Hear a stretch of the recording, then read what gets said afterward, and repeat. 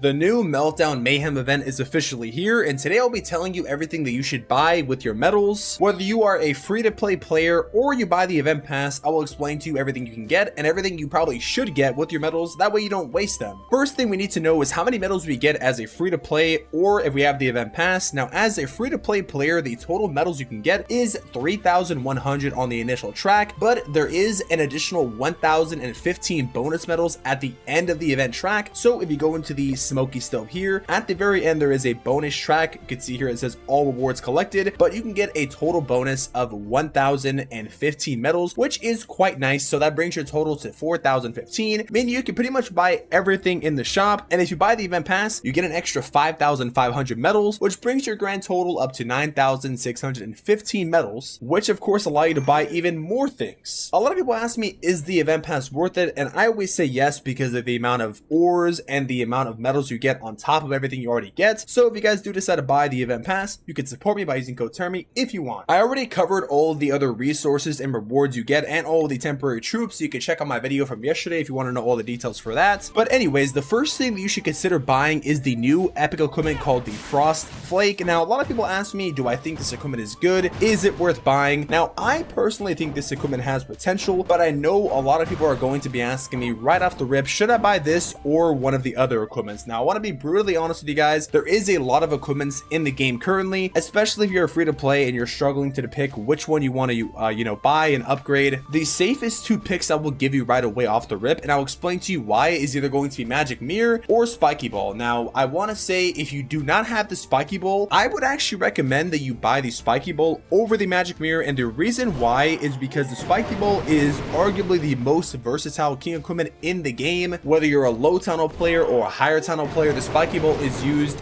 probably in 100% attacks. Like, there is no reason you should never use a Spiky Ball for the king, in my opinion.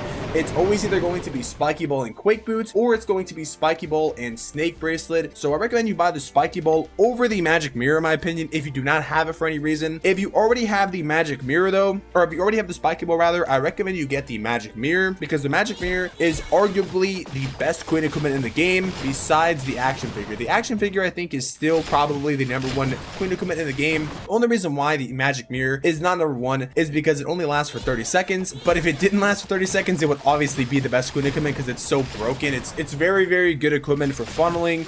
It's very good equipment for damage. Having two other clone queens that do, like, look at this, 765 DPS at max level is just crazy, guys.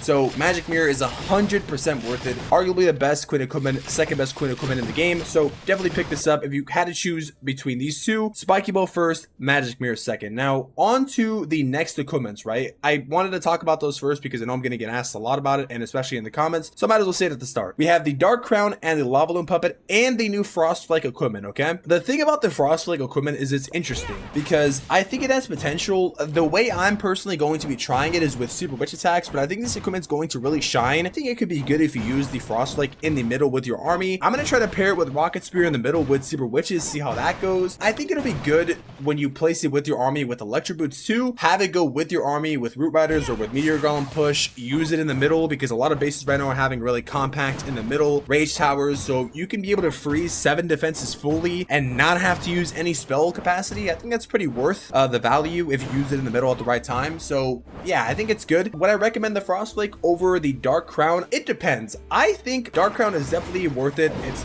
like used in the highest level of the game. Dark Crown is very good with dragon style attacks. A certain amount of housing space has to die each time for the minion prince to get buffed.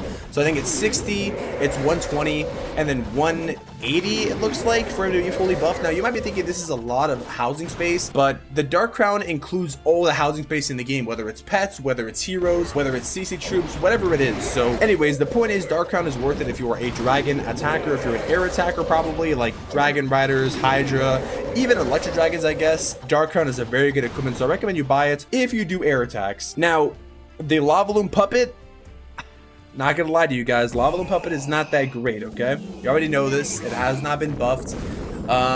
So I guess if you want to buy it, if you don't have it, you can, but I'm not gonna lie, I don't really recommend buying the Lava Loom Puppet. I just don't really see the need to get it. It's just trash, to be honest.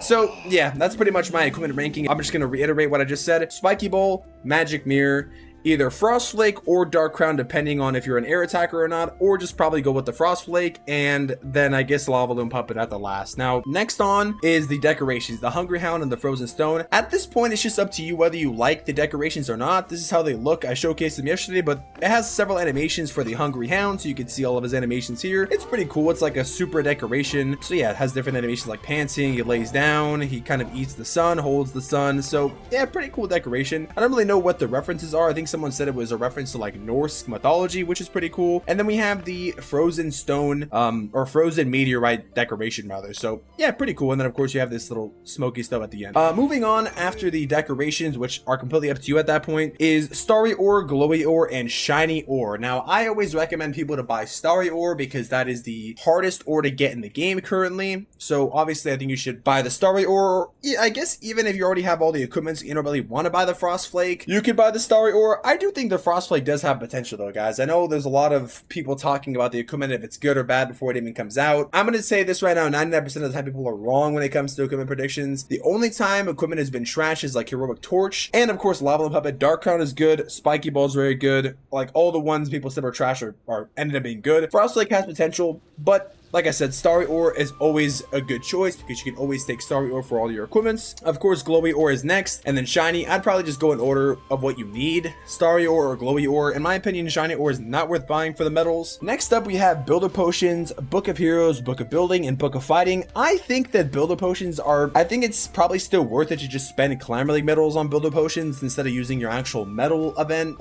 medals for these. But I guess you could if you wanted. I don't recommend it, but you could. It's not like a terrible deal, but I don't really know how worth they are compared to everything else. I guess you can really never say no to a Builder Potion in the end, but in my opinion, Books of Heroes are just so much more value because if you were to buy like 2 Builder Potions, it's more than a Book of Heroes, and the Book of Heroes is actually priced very good. It's always 1,030, which in my opinion is very good, and I always recommend booking the Warden as the most important hero. So if you want to buy magic items, I think Book of Heroes is the most worth it. It's very cheap for the price, 1,030, and you can get up to 3 of them, so that's 3 hero levels right there. Next up, we have Book of Building, Book of Fighting, Rune of Elixir, Rune of Gold. I'm gonna be honest, I don't think Book of Building is worth it for the price. Book of Fighting, I don't think it's worth it for the price either. It's just so much medals. I guess you can get it if you wanted, but like I said, I don't really think it's worth it that much. It's pretty costly compared to getting like more ore, in my opinion. We also have Rune of Elixir, Rune of Gold. I don't really think it's worth buying runes anymore because looting is so easy, and even if you don't want to loot, it's still expensive. So Shovel of Obstacles is kind of your situation. Do you want to get shovels for your decorations? Obviously, it's up to you. We have Wall Rings. Wall Rings, same thing. It's one wall ring is only worth 1 million loots if you want to do the conversion. This is basically the same as buying 5 million loots, like gold and elixir, I guess you could say. So yeah, I don't think it's worth buying wall rings either. We have power potions, which are of course always good for your army. You can pick that up if you want to boost your army. We have research potions, which are not too bad actually. You know, they're a pretty solid deal. 250 is not too bad. Pet potions are also a pretty underrated thing. So yeah, pet potions are good to boost your heroes if you want to get a couple hero upgrades done. It's 1 day for 1 pet potion, something with the research potion, so pretty good. Knock a day off your upgrades. Resource potions are kind of I mean, I don't really think, like I said, it's worth buying these for loot. One underrated thing though is the clock tower potions though. Clock tower potions are very underrated, so I think you can go with the clock tower potion if you want to actually work on getting your 6th builder. That is also a very good pickup. It's only 150 for the value it provides. It's kind of a steal. And then we have the clan house decorations and the gold elixir and dark elixir. I will buy these and show you guys how they look here. This is how they look on the clan capital base, so I guess pretty cool. Like I said, if you like clan capital, you could buy these. That's again once up to you. And yeah, I think that pretty much summarizes everything you should buy in order. Hopefully this video helped you. There's probably going to be medals in the shop to purchase, so if you do spend money on those medals, you can get even more things from the shop. I recommend just going down my priority list, getting ores, getting all the equipment of course. But I guess comment down below what you guys think about the medal event, what you're going to be buying. Are you going to be buying the ores, decorations, equipment? What do you guys think about the Frostlake equipment? Let me know down below. If you found this video helpful, subscribe, and if you like the video, like the video, and I will see you all in the next video or stream. And I will be streaming shortly after this video goes live for the medal events, and I will be streaming a lot as well for the clan rush, so make sure you guys stay tuned and tune in if you're free because we're going to be doing a lot of exciting things. Thank you all for watching, and I'll see you in the next one.